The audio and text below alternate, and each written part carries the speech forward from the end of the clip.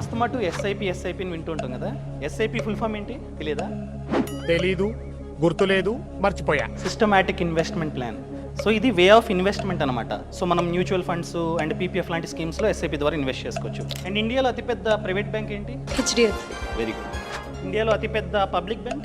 నాకు త్వరగా పెళ్లి చేసేయండి నాన్న, ఈ చదువులు అవి నా వల్ల కావడం లేదు. ఎస్బీఐ. ఫస్ట్ నుంచి అడిగాను. వచ్చిందండి వయ్యారి. ఇండియన్ బ్యాంక్స్ ని రెగ్యులేట్ చేసేది ఎవరు? Wait, your thinking. RBI. Yes. Stock market ని రెగ్యులేట్ చేసేది ఎవరు? SEBI. Yes, very good. Sukanya Samriddhi Yojana అని చెప్పి విన్నారా? స్కీమ్. తెలీదు. సో ఇది ఆడపిల్లకి, అంటే మీ ఇంట్లో కనుక 10 సంవత్సరాల కంటే తక్కువ ఏజ్ ఉన్న ఆడపిల్ల ఉంటే ఆ పాప పేరు మీద ఈ ఖాతా ఓపెన్ చేసుకోవచ్చు అనమాట.